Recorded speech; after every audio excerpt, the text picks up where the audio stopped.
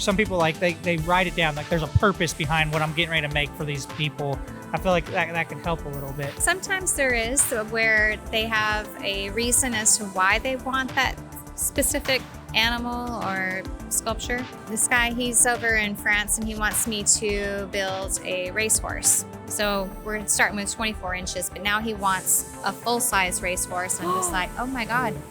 Like that would be probably one of the biggest projects I've ever made. And it would be shipped to France. People are like, hey, my dog, make me a sculpture of my dog. He passed away.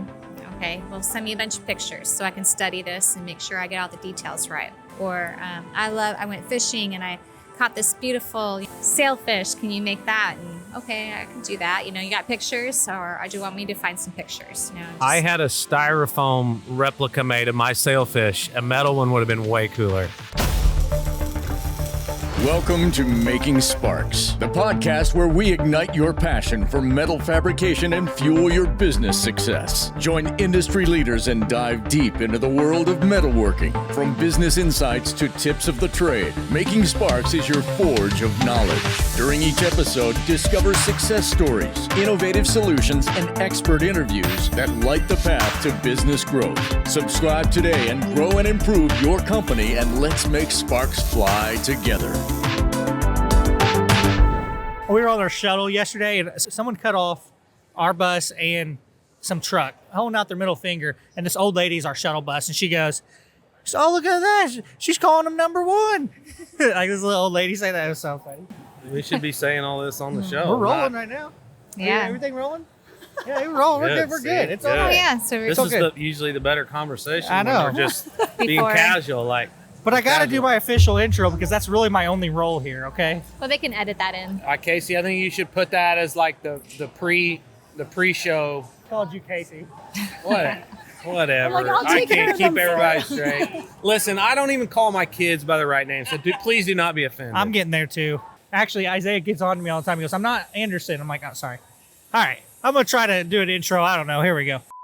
Welcome back to Making Sparks. We're doing some more special FabTech 2024 episodes. I'm your host, Casey Voelker, sitting here with my co-host, Matthew Nix, two very special welding artists, metal sculptures right here with us.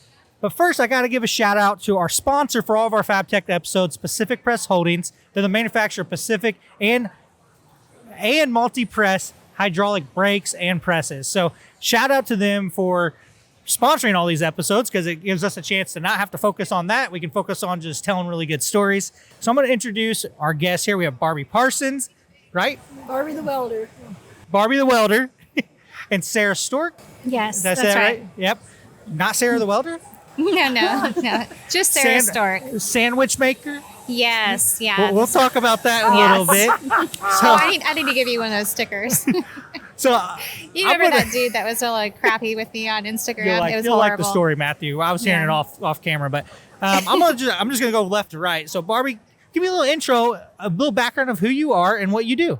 I'm Barbie the Welder. I'm a full-time metal sculptor, and I weld stuff. Yeah, you can need to you get closer get to a the little mic bit closer? or Yeah. pull the mic back. Or you can pull it back if you want to sit back. You can come back towards you. She's like, I want to lean back on There this you go. one. More relaxed. Yeah. So go ahead and tell us again who you are. Barbie the Welder, and I'm a full-time metal sculptor and author and website designer, videographer. Are you active on LinkedIn? I am. Yep. I just looked you up. Really on just LinkedIn. like I've an seen that. all-around artist. Sounds I like. am an all-around artist, correct. Yeah, that's great. I do all my own stunts. That's what you do. I like that. And Sarah, what about you? Well, I'm a welding artist out of Georgetown, Texas, and I've been making sculptures since about 2015, but typically more so towards 2018 is when I really started working from home. I think the first story I need to ask is to talk about the sandwich maker, because I think this will lead Yes. into some pretty good conversations, I think, among all four of us. Why do I have a sticker here that says sandwich maker? It does say at Sarah Stork, so at least you got your handle on there, but what is this about? Well, I mean, that was an inspiration from a man that decided to let me know that my place was in the kitchen and women do not have a place in the welding industry. So I need to go make him a sandwich in my comments. So I took that energy and I turned around and made him a metal sandwich. But it's not for him, but just, making a metal sandwich to say, hey, we do belong in the welding industry. Barbie, do you agree? Women, they belong in the welding Women industry. belong in the kitchen. No? Am I not allowed to say? Well, actually, I do have a sign that says the kitchen, and then my daughter had CNC plasma cut that out, and I have that hanging in my shop. So if they do have a problem with me being in the welding shop, it still says the kitchen. So your shop is the kitchen. Yeah. I see. It's just as hot too. You're baking. You're cooking up some yeah. metal. Yeah, sandwiches. I can forge up some chicken, braise some steak. What do you want? Hey guys, just a reminder, this FabTech Making Sparks episode is brought to you by our friends at Pacific Press Holdings, the trusted manufacturer of Pacific and multi-press hydraulic press brakes and presses. For over 75 years, Pacific has been a leader in crafting high-quality hydraulic presses, press brakes, and shears, trusted by businesses across the metal fabrication industry. Whether you need a custom-built press or a standard solution, Pacific delivers precision-engineered equipment designed to last. From consultation to installation and ongoing service, their team is committed to helping your business stay ahead. And for over 80 years, Multipress has been the go-to name for hydraulic press solutions that prioritize precision and performance. From C-frame presses to specialized assembly solutions, Multipress combines innovative engineering with unmatched reliability, making them a trusted partner for manufacturers in metal forming and assembly. You're not just buying machines. You're investing in a legacy of expertise, innovation, and support. To learn more about Pacific, visit pacific-press.com. And to learn more about Multipress, visit multipress.com. So Casey knows this, we actually employ several women in our fabrication and welding shop, and we found, I don't think they would consider themselves artists, but even if you're not welding art, if you're just welding structural steel or whatever, like welding is it's a very fine motor skill. You have to have a lot of patience, and we just find that women make really great welders. And we have overhead cranes that lift everything. It's not like you have to be like a big macho man to do it. And so we have a lot of great women welders that are way better than I ever was. Our coolest partnership with Nix we got to do recently was some of these women behind us. Actually, it was their idea to do a women in trades. It was originally going to be women in welding, but then we called it women in trades because it features a powder coater as well. And we really didn't know what we were doing other than we wanted to tell these stories about, they're part of the crew, they're part of the team, they're in all of our videos and stuff. The industry really hadn't caught up with like women being in the trades too much. And for me, it was really rewarding because we got to bring in these little girls to kind of tour the facility. And we have these women at the Nix shops, giving them a tour, telling them you can do this, you can do whatever you want. But it was to me, it was just such a really fun video. And then the video turned out really good too, so that was cool. Right? I think the theme was several of the ladies said like they never set out to do this. It sort of accidentally happened, and they were like, wow, this is really cool career path. And they wanted the other young ladies to know you can do this too. Yeah, you don't have to follow the conventional. One of them was like they went to a tech school in high school thinking that they were going to go study to be a beautician. Her friend was like joking and basically told her to sign up. They don't have that at the tech school, right? And so the only class like she really had the opportunity was a welding class. And she went and took this welding class and she fell in love with it. She said she now walks into Home Depot, like going down like aisles looking for not just welding, just any tools in general. I remember interviewing her and she's like, she didn't think she was making a difference in front of her kids being a woman welder. And then she started talking about her mom, and her mom was a security guard in the mine. He was a security guard in the mines. And she's like, yeah, my mom and dad, like they didn't set limits on us. Like they did what they had to do to provide for their family. Now I'm doing what I have to do. And then after she's like, I hope I said stuff that was okay. And I'm like, you don't even realize that you just said exactly like what's going to inspire someone else to get into this career and stuff. So that, to me, that video was like super eye-opening. I don't know if eye-opening is the right thing. It was just, I don't know, emotional or something. I don't know. Speaking of inspired, so what inspired you guys to do what you're doing? Well, I mean, not in a million years I thought I was ever going to be doing what I'm doing right now, like not making art. Actually got into welding to do the code welding because we moved to this property that needed to have a fence around it so we can keep some cows. And I wanted to have a trade that would be useful for my husband because he has a water well drilling business, and they pretty much just use welding to fix their heavy equipment and make trailers and all such like that. And I wanted to help. So getting into the associates program at the community college, I was asked to make a sculpture for Skills USA. And I don't know if you know what Skills USA is. Skills USA? Yeah. I'm familiar with that. So I was asked by an instructor to make a sculpture after he tried to get me to join a fabrication team. Like the two guys laughed at me. They're like, he's like, here's your partner, Sarah. And they're like, ha ha, very funny. And they went back to work. He goes, well, I guess you want to make a sculpture? And I was like, oh, I've never made one before, but I'll give it a try. And so I took it off with welding a sculpture, and I made a longhorn bull, took it to nationals and got silver the first year. The next year I got gold in 2016. And then after that, I realized I can work from home. I can make sculptures and not have to be up, on high rises, being an iron worker, or, in the pipeline, working on that, or, fabrication, so I can make sculptures, have commissions to do whatever anybody else wants me to make. It's amazing.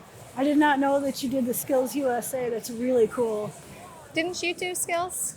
Oh, you didn't do Skills? I found welding through sitting down with my neighbors and watching Castaway starring Tom Hanks. And the woman that's in the movie, it's like early in the movie, this woman's welding these giant angel wings. And it just spoke to my soul. I'd seen welding before. I had a background. I was an auto mechanic for 7 years, in high school, went to college for it, worked in the industry, but fell out of love with it because it just dealt with a bunch of sexism. And so just, left and sat down with my neighbors, watched the movie, and this woman's welding these angel wings, and it completely just spoke to my soul. I'd never welded before. I didn't have any artistic talent to speak of other than box forts and pillow forts. But I knew it was what I was meant to do, which makes no sense, but went to, checked out my local BOCES where I took a 6-month course for welding, got hired at a custom fabrication shop, worked there for 5 years, earned my journeyman in iron plate and sheet metal, and then during that time, saved up and bought a house with a garage, and then started buying equipment and started teaching myself with the welding and fabrication skills how to make art. And then there was nothing out there that I could find in how to learn, and so I just was looking at, I just Googled metal art. I would reverse engineer the things that I liked and just kind of taught myself that way. But because I wasn't seeing any educational stuff out there, I just started teaching on YouTube in 2015. And so I would learn something and then just turn right around and just start teaching from there.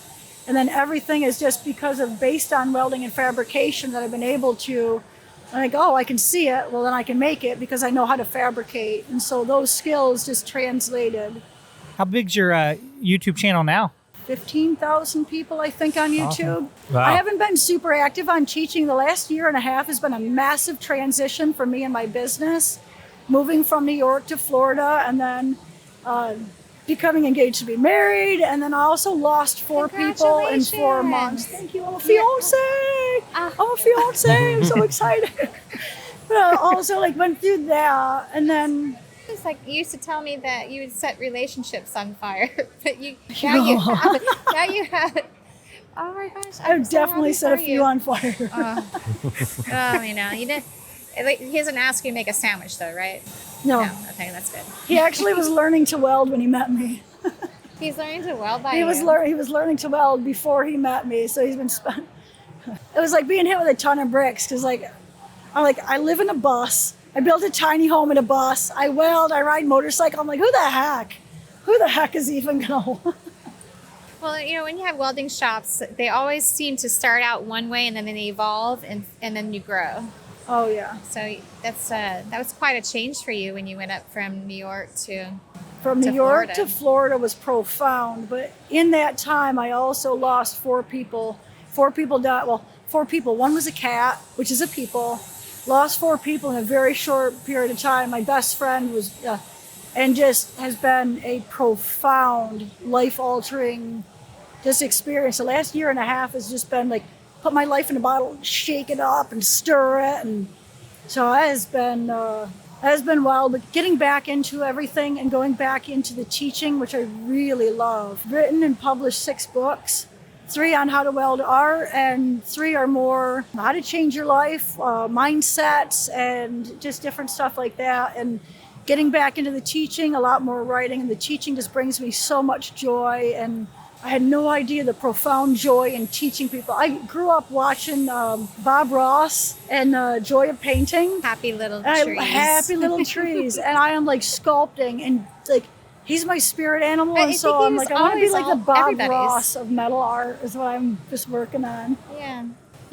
Bob Ross is everybody's like inspiration when it comes to art. Oh, That's no so way. awesome. He was mine too. No, I love that. I absolutely love the art you make. It's just watching your process and that you're sharing your process online. I'm learning from you. I'm seeing different stuff. I'm like, this is cool. I'm learning from you too, but that's how we share knowledge is by the Instagram or, YouTube or podcast or. Social media has been profound just in not only what I've learned, but also what I can share. And the fact that I can just sit in my living room and watch what she's doing and see her techniques and like the balance. Again, it goes back. We were talking earlier about the balance of her sculpture. I was like so excited to see it. Because it's a fabrication. Her balance on her whiskey barrel one, that one is amazing because it will spin like around and it still won't tip. Like yours is like perfect. That's my favorite one of Now, all. how long have you guys known each other, whether virtually or in person? Virtually, like No. 4 years. I've been following her for about 5 years. When did you guys meet for the first time? Was it at FabTech or where? What? I'd have to say probably like 3 or 4 years ago. Yeah, it'd be the Time doesn't exist for me, so you might not want to ask me about Well, time. that's what I'm just saying. I'm really getting to I'm a guy that's not part of this industry, and FabTech has already brought me into a lot of connections got with sucked people. in. I've gotten sucked in, and like the connections, like on LinkedIn, on YouTube, and things like that. I'm part of that generation that has seen YouTube go from just a place that were cat videos to a legit place now that is people making money. Entertainment. I'm a golfer, so like I watch a lot of golf YouTube. That's like one of the fastest growing YouTube type channels, like people entertaining in golf and stuff. But also I love the how to's and all that, and I just love the community. And like I'm watching you guys talk, and I'm just like I'm living a little bit of a dream because it's kind of cool to see 2 personalities that met through that, and you guys are talking in person. I don't know. Anyway, it's just really cool that you guys are living that lifestyle, but also. You're real down to earth and stuff, so pretty cool. That's what this whole thing about FabTech is like all the networking and like how her and I we met on social media. But here we have the exhibitors and the vendors that are here, and we're all just merging together and becoming this community that we all learn from each other. It's just amazing. And then we come back every single year, and then we go party, and then we have really bad stories to share. It's something we all look forward to, and I look forward to seeing her. I think the first time I saw you was right after COVID, when they first opened up again. You That went was to up that in one. Chicago. Yeah. Yeah, that had to be 2021. Yeah, and I brought my daughter with me, but she was so ill. But I hung out with you guys. And then the next one was Atlanta. And then we really partied. So that was fun. We were like out till like 1, 2 in the morning. It was great. This episode of Making Sparks is brought to you by Paperless Parts. Are you tired of the complexity that comes with quoting and manufacturing? Paperless Parts is here to help. As the #1 quoting and collaboration software for manufacturers, Paperless Parts simplifies every step of your quoting process in a single, centralized environment. With patented technology, their automated costing and pricing logic is tailored specifically to your shop, making it easier and faster to generate consistent quotes across your entire estimating team. Plus, Paperless Parts meets the rigorous standards of FedRAMP and CMMC, giving you confidence that your data is secure. By streamlining your workflow, Paperless Parts saves you time, boosts profitability, and helps you deliver an unbeatable customer experience. Ready to level up your shop's quoting process? Visit paperlessparts.com to learn more. paperless parts, quoting made simple, profitable, and powerful. FabTech is absolutely just a hotbed of community for the welding industry. And it's like all the people that you're watching, all my heroes online, I get to go and fangirl on them in person. You not only get to meet people that you're inspired by, you get to meet people who are like supporting you online, and then to be able to thank someone in person. Like, I wouldn't be here if it wasn't for the people that are online going, I like what you're doing, I'm proud of you, all that stuff. Like thanks to them, like it lets me just give people hugs and just thank them in person. I could not be more grateful for this event and all the people that are behind it. I want to put all the hard work in, like setting everything up. It's all the companies that give us the opportunities. Wow. And thank you guys so much for wanting to hear our story. I mean, it's such a huge, just thank you. Thank you so very much. Yeah, no, you're right. I just ran into an author that I have like 3 of his books, husband and wife team. Max Story is his name. I don't know if you guys have heard of him. Blue Collar Leadership. Yeah, he and his wife. And we were in line out there to get some food, my wife and I, and he and I are connected on LinkedIn. And like you said, he's been kind of encouraging us with the work we're doing. And so just got to run into him and his wife. First time I've ever met him in person. My wife and I got to talk with them for 10 or 15 minutes. It was so cool. And we'll probably have them on the podcast sometime. But you still have to appreciate the hecklers too, those that come in there and they just want to rain on your parade, but it keeps a nice balance, just like, that guy, that guy, the inspiration. So you got to take the good with the bad, because if you didn't have the bad, you wouldn't know how good you have it. Yep, absolutely. It's the FU fuel. Yes. It's a FU I'll that show book you wrote. It is I wrote a book called, and it's the whole word, I won't say it on here, but it's FU fuel. And it's taking the negativity and it's using it for energy, for fuel, for success. I like that. Yeah. And it turns into thank you after a while. But sometimes if you go through hardships, sometimes you need that person to come in and be rude. Not that I want it, but it's, there was give you a different perspective.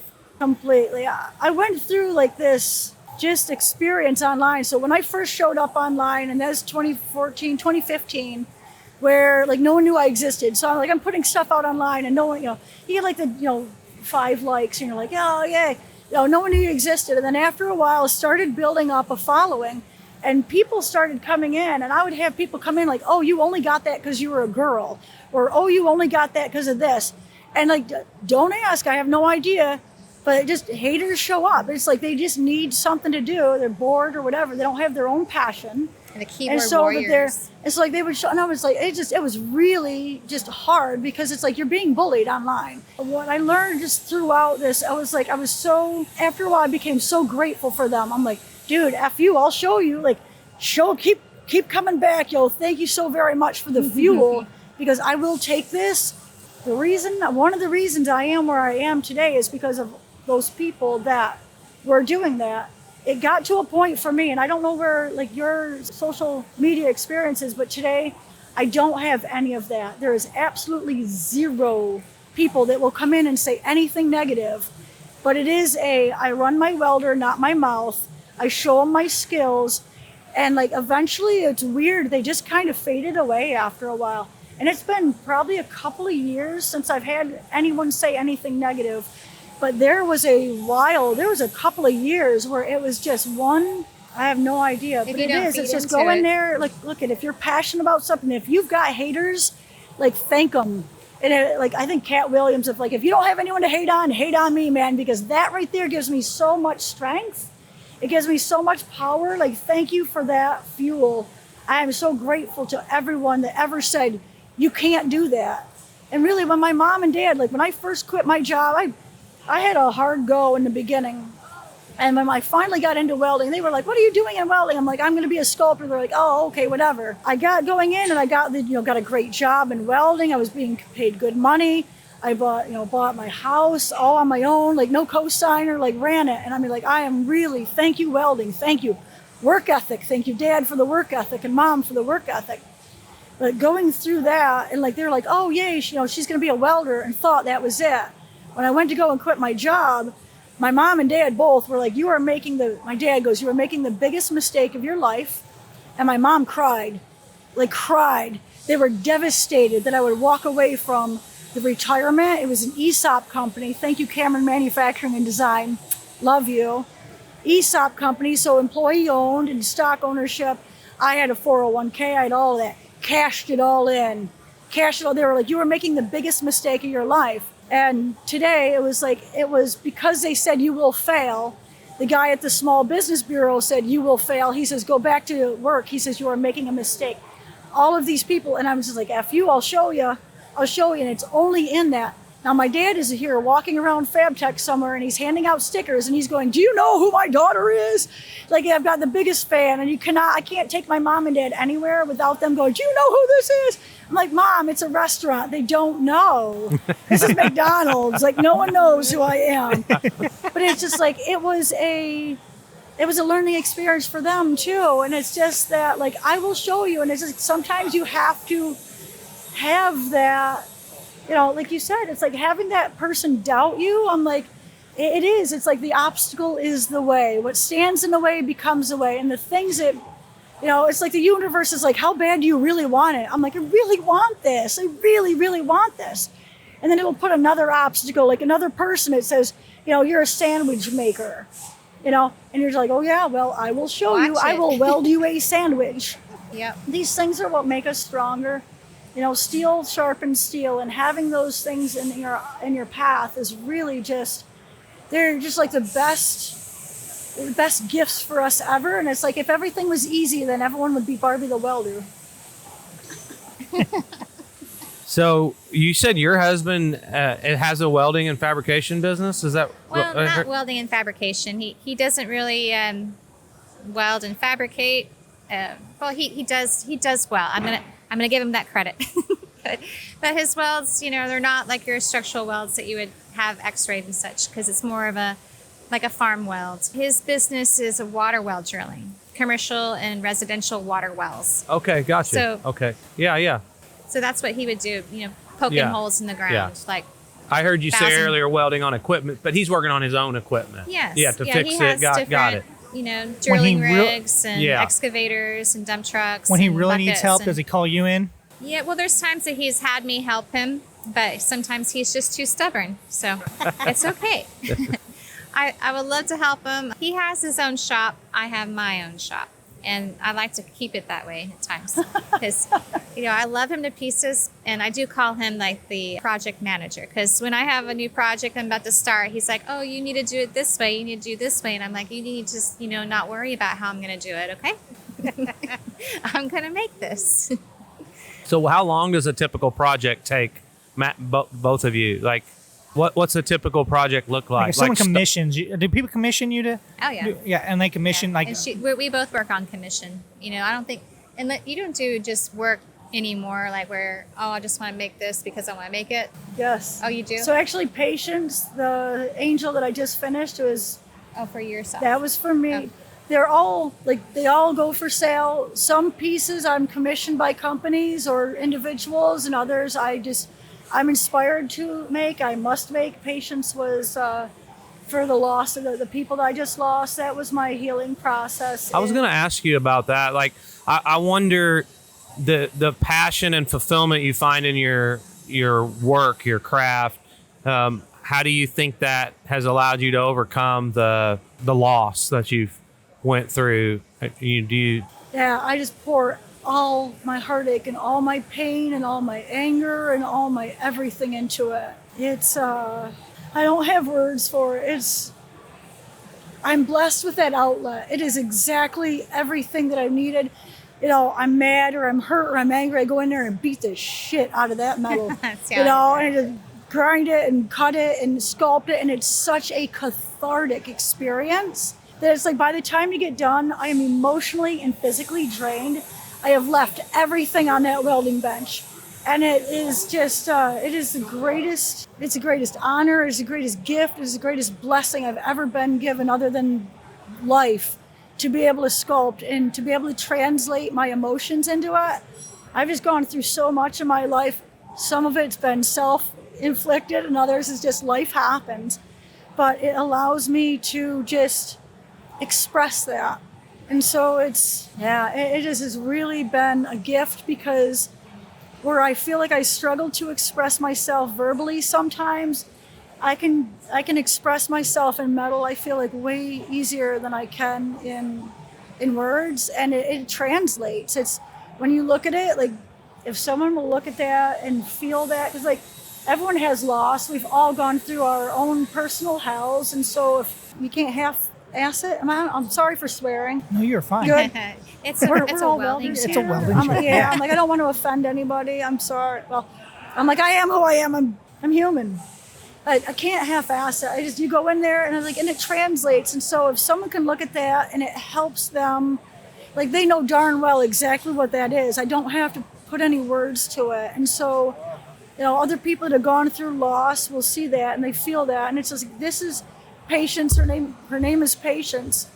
I sculpted Patience because I needed to have patience with myself and my grieving process and my healing, and just and also in my sculpting process. So I'm sitting here sculpting these feathers, and I'm like, how can I do this faster? It's just taking longer than I expected. 2.5 months to finish her. I really was like, I'm gonna bang this out in 2.5 weeks. I really was just like, 2 weeks, I'll get it done, and I'll move back into this sculpture. And 2.5 months, I'm just like every single feather. And so I'm like, how am I going to do this faster? And realized, I'm like, what are you doing? I'm like, why are you trying to go faster with this? You really just need to slow down, because it's like slowing down and it's thinking about what you're doing. It's the thoughtfulness that's going into it. And I realized, I'm like, I need to make every single feather a sculpture in and of itself. And so I actually slowed down, and then in that process realized I'm literally sculpting patience.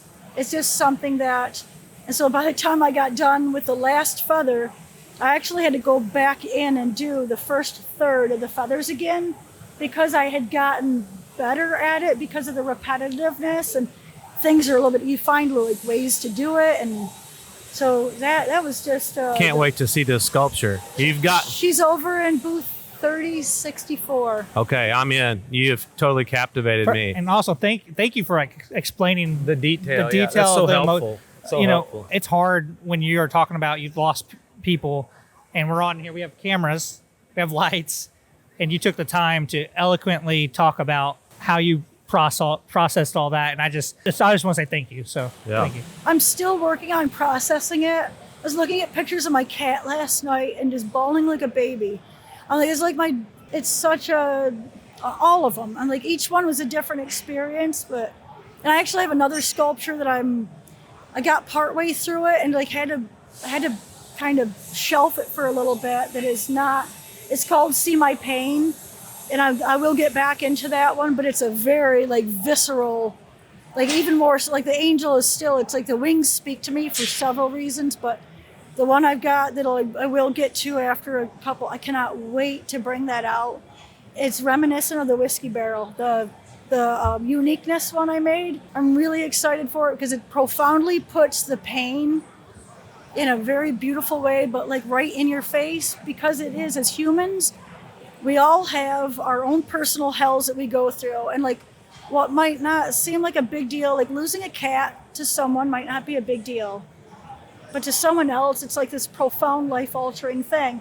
So we all have our own pains. We all have, we're all suffering from the human experience, And to be able to put that in a form where it's just so, I don't know. I'm the luckiest girl on earth, man.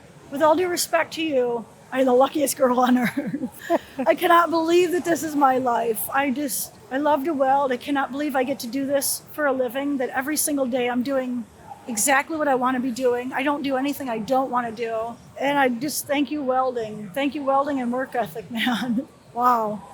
Interrupting your current Making Sparks episode to bring you your latest sparks of knowledge. With me is Adam Schmidt from the ProFab Alliance. Hey, thanks for having me here today, Casey. Do you feel like your business has outgrown its current structure, processes, and systems? Yeah, we're getting close right now. Yeah, well, you're not alone. As businesses grow, They often outgrow these things. What was true yesterday might not be true today. And that's where ProFab Alliance can help you out. Through our tenure in the industry, we've encountered a lot of successes and even more failures. And we took all those systems and processes in our teachings and learnings and kind of bundled them up to give to other owners in the industry. Maybe they can circumvent those failures and improve on the lessons that we've learned. So, if that's something you're interested in, it's really the foundation of ProFab Alliance. I kind of encourage you to go to profaballiance.com to learn more, and you can sign up there or reach out to one of our team members to learn more.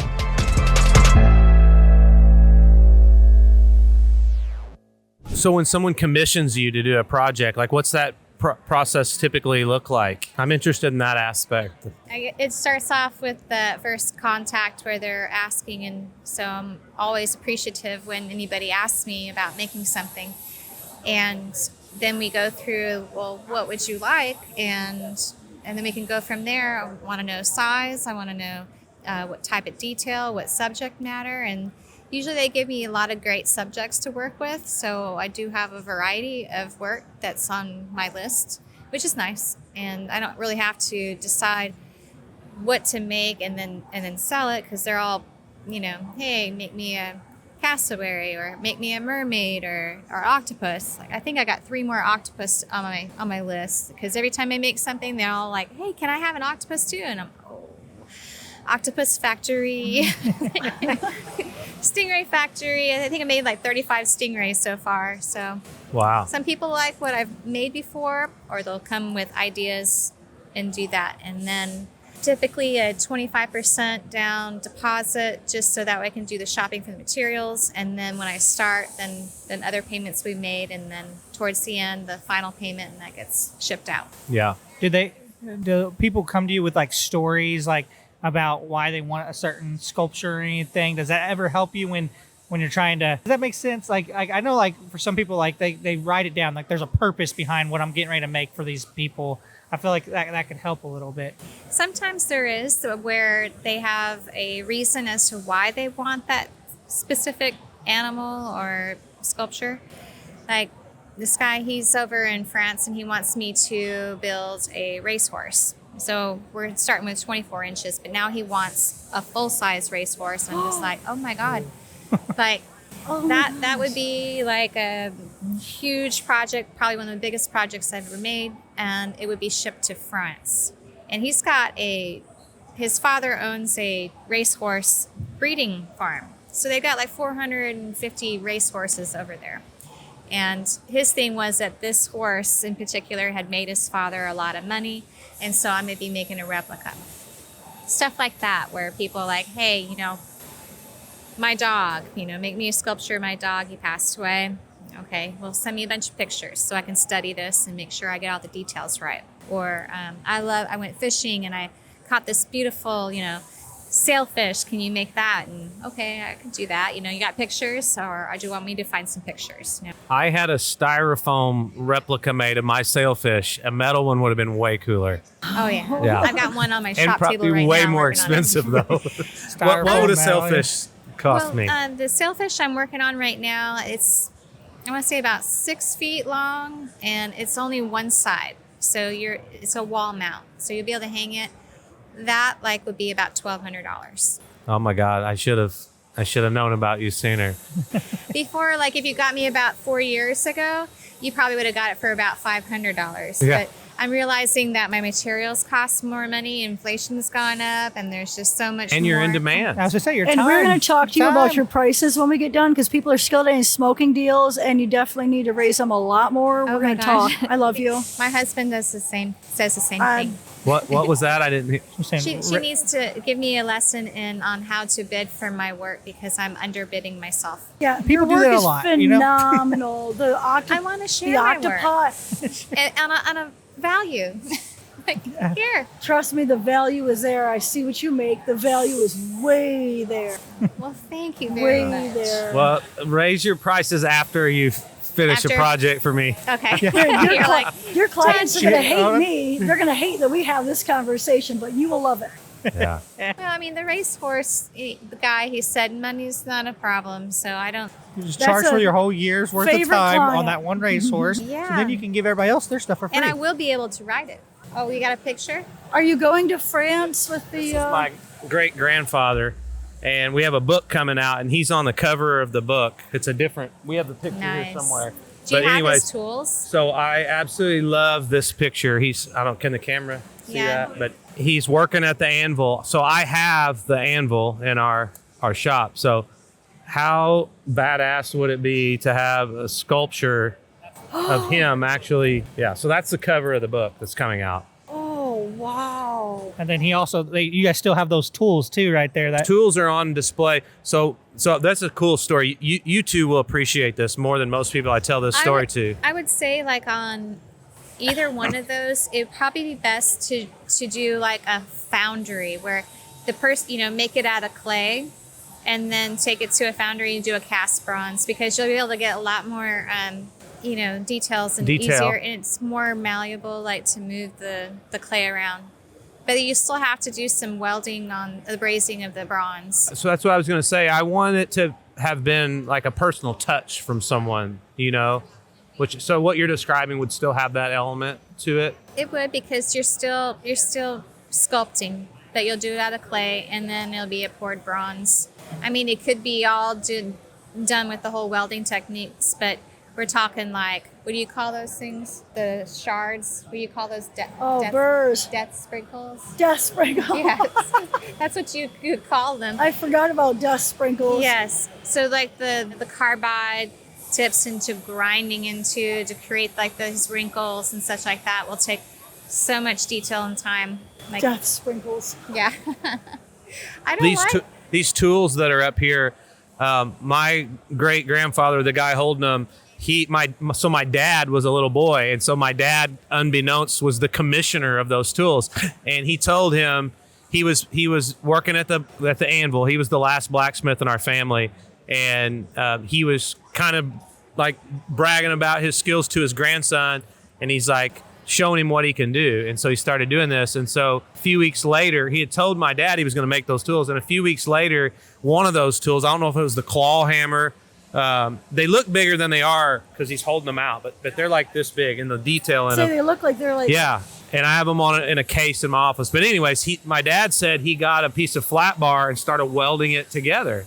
And my dad was like, no, Grandpa, you told me you were going to do it the old-fashioned way on the anvil. So he said he just threw it right in the scrap bucket Blacksmithed and it up. started over, and he made them in the forge and hammered all that detail, and then he hand carved the handles, and like that ball peen hammer is incredible as well. And my grandpa, before he passed away, gave me those, and so I display them. And my plan is that if we pass the company on to the 6th generation, then I'll be able to hand them on to the next president of the company. But well, I think we're running out of time. yeah, But both of you, thank you so much for coming on the podcast. I think this is the first time we've had welding artists on the podcast. yeah.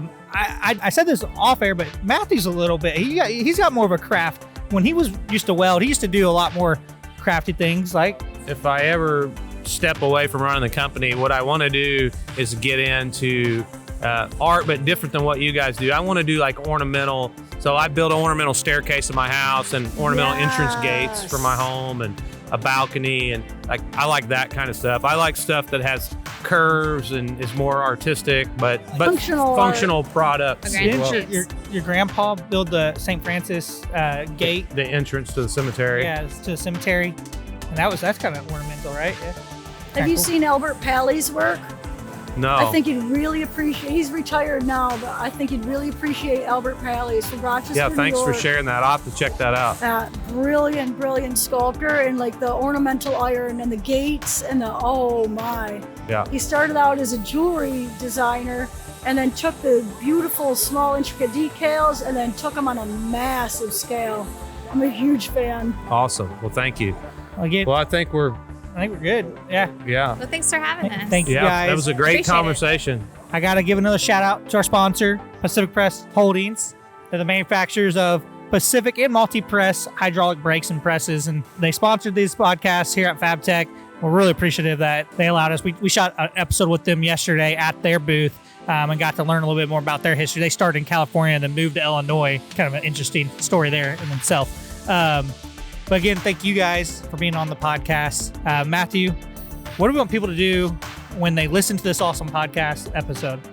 If they liked it. Like it and share it. I mean, this was an awesome episode. So yeah, please like it, share it, rate it, review it, all the things. Help us spread the word. If you know anybody that would be a great guest, we'd love to have them on the show. Our goal is to inspire, fabrication leaders, but even people like you that like are individual welders that are building their own companies by building a brand. Like that's a different type of leadership, and you guys are leaders in what you guys are doing.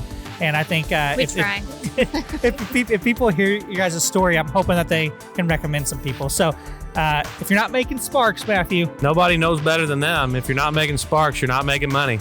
Ooh, I like it. Thank you guys. Thank you. Thank you so much.